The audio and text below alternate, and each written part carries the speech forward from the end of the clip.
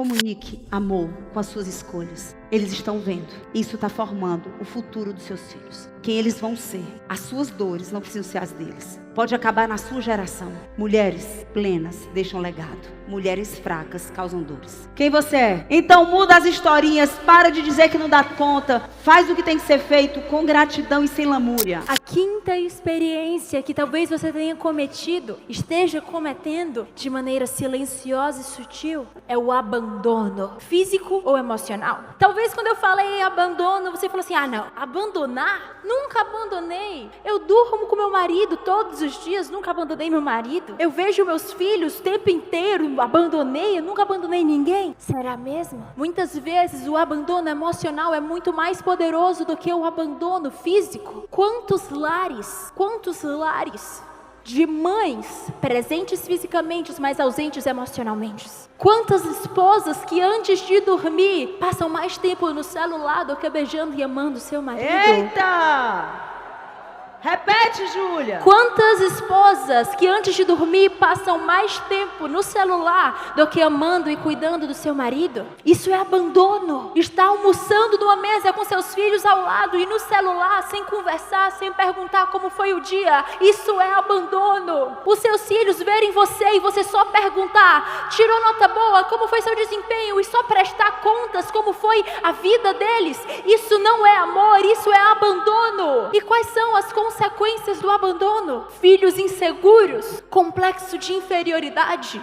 Por quê? Porque se a minha mãe, que era para ser a mulher que mais me ama na terra, ela não quer saber de mim, ela passa mais tempo no celular, no trabalho, viajando com as amigas, com qualquer pessoa do que comigo, quem é que vai me amar? Eu nem tenho valor mesmo. Fúria e ódio, autossabotagem, porque eles não se acreditam ser merecedores. E por último, a procrastinação na vida adulta. A sexta experiência é crítica e impaciência. Crianças que recebem o tempo inteiro crítica, você não está bom o suficiente, você precisa melhorar. A minha mãe está na minha frente. Eu digo que lá em casa, se os 3 filhos prestam, é porque ela existe. Porque o meu pai, está bem aqui também. O meu pai me acordava e dizia assim, filha, não vá para a escola não. Você não precisa disso não, durma só mais um pouquinho. Vocês têm noção disso? Alguma vez na vida, nunca deu uma bronca no filho. Limite? Nunca. Tudo pode pra gente, mas deixava a cabeça dela louca. Dizendo assim, cadê tua filha que não chegou ainda? Cadê a tua filha? Por onde é que ela vai com essa roupa? Mas pra gente, ele não dizia nada. Era o bonzinho, o perfeito. E ela tinha que ser a que fazia tudo. Eu digo que ela virou a malvada favorita. Combinando com um temperamento fácil. Hoje ela é sarada, curada, mas ela era crítica, zangada, ramugenta, cheia de fraturas na alma dela. Ela disse que o Paulo Vieira curou ela. Qual era a maior fratura na minha identidade? É que por eu ser muito criticada, eu só era elogiada se eu fizesse muito bem feito, se eu atendesse expectativas.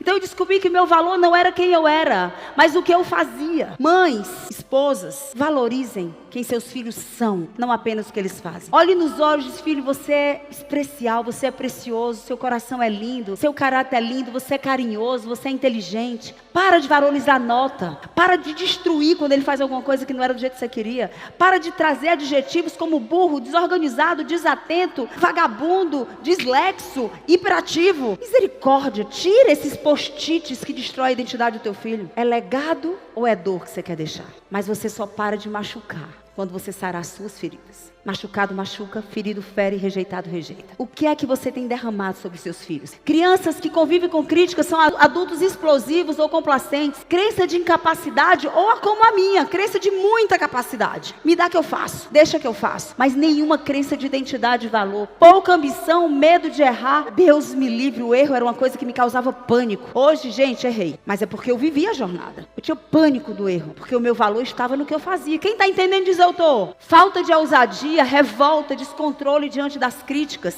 Descontrole diante das críticas. Camila, tá tudo muito bem, mas não venha me criticar não. Sobe um negócio aqui dentro, eu fico vermelha. Eu tento ficar calada, mas eu não consigo. Filhos paralisados que não agem porque têm medo de ser criticados. Filhos que deixam de ousar, não vou não. Talvez o seu filho hoje já esteja em pânico de fazer qualquer coisa com medo de te frustrar, com medo de não atender suas expectativas, com medo de não ouvir os seus elogios. E por falar em medo, a 7ª experiência que pode estar produzindo dor. Presta atenção que isso é sério.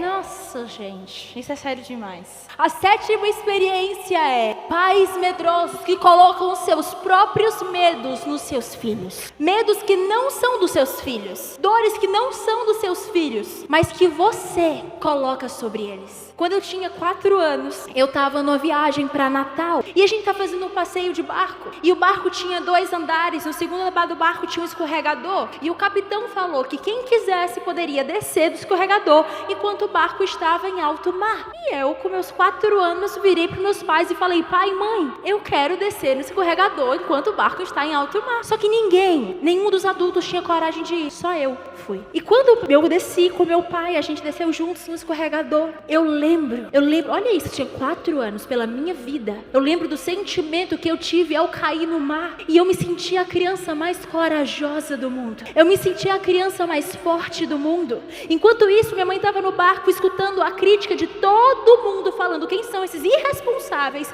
que deixaram essa menina de 4 anos descer nesse escorregador. E eu lembro que quando eu desci, eu me sentia a menina mais corajosa, capaz, potente do mundo. A minha mãe, ela estava morrendo de medo, mas ela não deixou que os medos dela fossem para mim. O medo dos pais é a gaiola dos filhos. Eu vou repetir: o medo dos pais é a gaiola dos filhos. Para de colocar os seus medos, das dores que você viveu, sobre os seus filhos, porque eles não são vocês. A sua história é a sua história. E a história deles, totalmente diferente. E eu vejo, só dizer uma coisa, fala comigo, crenças são estabelecidas através de memórias. E memórias são criadas através de experiências. Toda vida que você impede o seu filho de viver alguma experiência que vai fortalecer a crença de merecimento dele, a crença de capacidade ou de identidade, você está imprimindo dele as suas frustrações e cortando as asinhas do que ele nasceu para cumprir nessa terra. A Júlia precisou da experiência de, aos 4 anos, escorregar e cair em alto mar num barco em movimento. Lógico que ela estava de colete salva-vidas, que o pai tinha descido antes e que eu estava olhando em cima.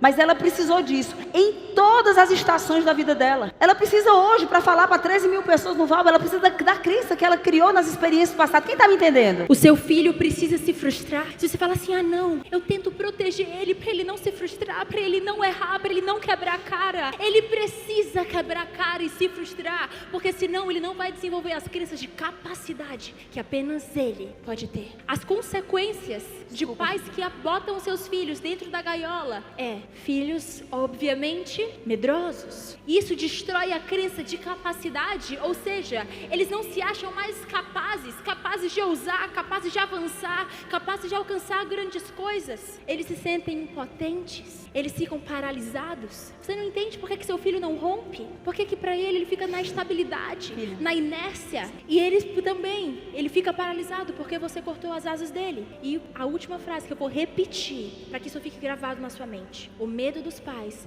é a gaiola dos filhos. 8ª.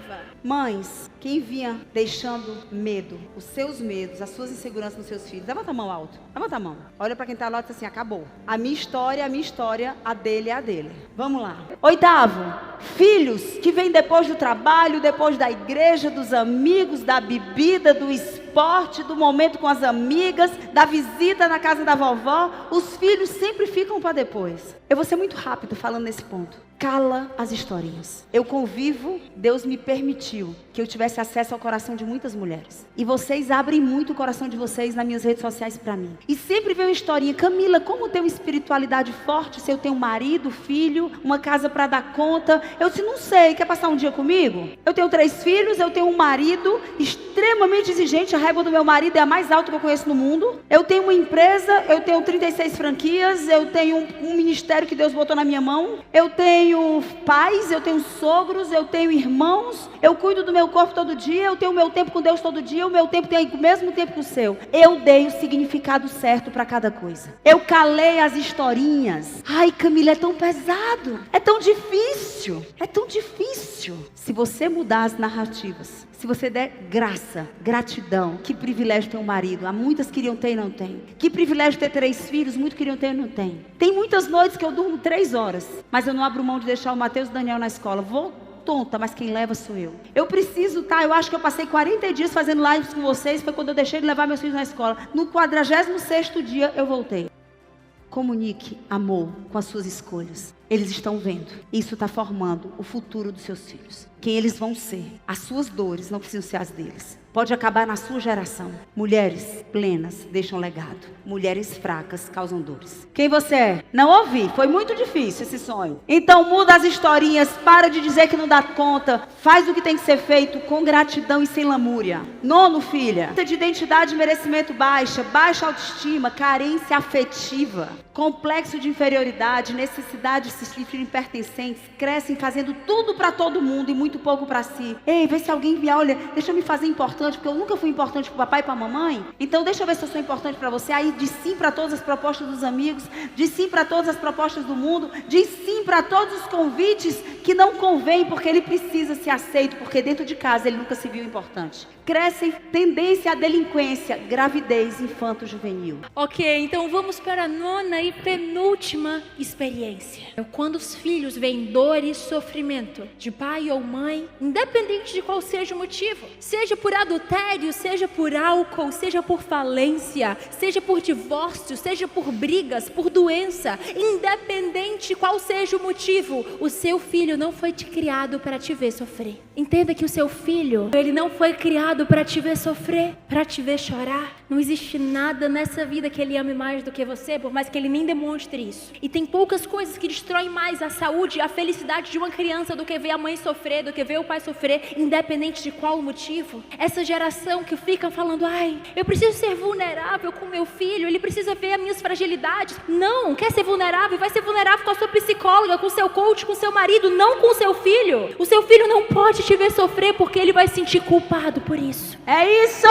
Teu filho não é tua psicóloga. Não é. Ele vai se sentir culpado. Inseguro. Ele vai se sentir inseguro. Ele vai se sentir, pode colocar a consequência, ele vai se sentir impotente. Porque quando um filho, independente se ele tem 2 anos ou 20 anos, quando ele vê uma mãe chorando, ele quer fazer qualquer coisa. Mover o mundo e se transformar num super-herói para fazer você parar de chorar. E é uma covardia você abrir as suas dores para um filho que não tem poder para te ajudar. Você quer filhos saudáveis? Você quer deixar uma herança e um legado? É simples. Não deixe que os seus filhos vejam as dores, o sofrimento que você passou. Seja um alicerce, seja uma base sólida e forte para eles. As consequências são raiva daquele ou daquilo que fez você ou o seu marido sofrer. Culpa por não conseguir ajudar. Impotência por não ter poder para te tirar desse lugar. Sentimento de insegurança profissional. Ele não consegue romper na vida dele profissional quando adulto por conta disso. Filhos que repelem padrões sexuais dos pais.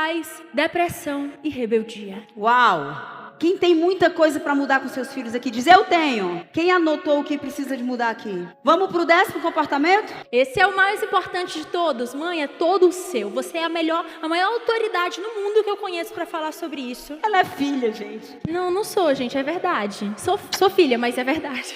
Falta de Deus no lar. Uau. Você quer filhos fortes? Você quer deixar um legado? Ensine o caminho do Senhor. Viva a palavra de Deus na sua casa. Deixa os teus filhos estiverem lendo a Bíblia. Deixa os teus filhos estiverem orando. Deixa os teus filhos estiverem buscando a Deus. Unja os seus filhos antes de dormir. Todos os meus 3 filhos, toda noite, ou eu ou o pai, que todos temam e tremam, a marca da promessa que vocês carregam, filho. Desde o berço. Com 1 mês de vida, os nossos 3 filhos foram apresentados na igreja. Cresceram todo domingo em escola dominical, ouvindo a palavra de Deus. Camila, eu fiz tudo isso, mas meus filhos se desviaram do caminho. 2 possibilidades. Você levava, mas você não vivia dentro de casa. Você falava, mas ele não via em você amor ao próximo. Ele não via humildade. Você não pedia perdão a ele quando você errava. Você falava de um Deus maravilhoso, mas chegava em casa, você gritava, criticava, espancava, humilhava. Você falava que você era uma mulher muito santa, mas você paquerava com outros homens na frente dos seus filhos. Você queria apresentar um Deus que você não vivia. Acredite, não convence. Pelo contrário, que Deus é esse, Deus me livre. Deus me livre desse Deus. Olha o que a minha mãe faz, olha como ela me trata. grata. Que mulher é essa que na igreja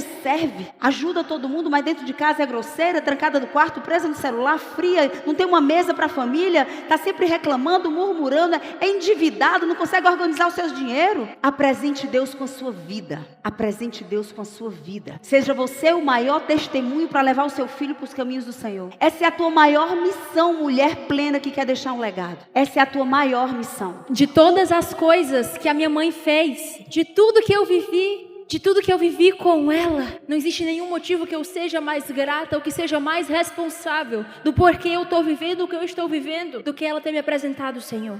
Nada nessa vida significa ou se compara com o amor, a gratidão que eu sinto por ela ter me apresentado quem é Jesus, por ela ter me ensinado qual caminho eu deveria seguir, qual posicionamento eu deveria ter, quais condutas, quais viés faziam sentido com quem eu era. Nada se compara com a gratidão que eu sinto, porque através dela eu conheci Deus, através dela eu trilhei uma vida de acordo com o caminho de Deus. E se hoje eu tenho a oportunidade de falar com vocês, é porque teve uma mãe plena que ensinou que não tem como a gente ter sucesso sem Senhor. Isso aqui é um discurso da bondade e da misericórdia de Deus sobre a minha vida. Eu sou de verdade. E eu quero que vocês lembrem que há 7 anos atrás, 8 anos atrás, meu marido pediu divórcio, porque eu era uma mulher orgulhosa, prepotente, vaidosa e submissa. Eu errei em muitas coisas e eu acertei em algumas coisas. Eu só quero dizer para você que a bondade, a misericórdia entra até no teu pecado, quando você prioriza Deus em casa, ok? E esse é o fundamento,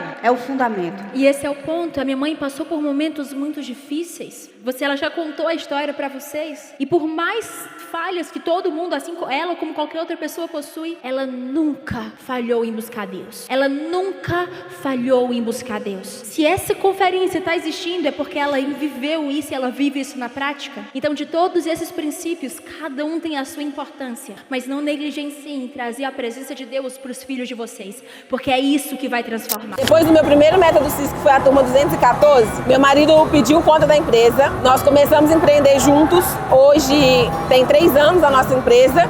Nós chegamos em 10 países, mais de 700 atendimentos personalizados. Chegamos em 57 estados. E hoje a gente consegue usufruir muito dessa vida extraordinária que Paulo Vieira tanto fala e que pra mim era só uma balela ali, algo que poderia acontecer, mas não comigo. Então a gente vive isso. Eu tenho uma filha hoje também, eu posso ser mãe em tempo integral. Meu marido trabalha home office em casa, tem muito mais tempo de qualidade com a gente. De faturamento, a gente já conseguiu faturar 3 vezes mais do que a gente esperava.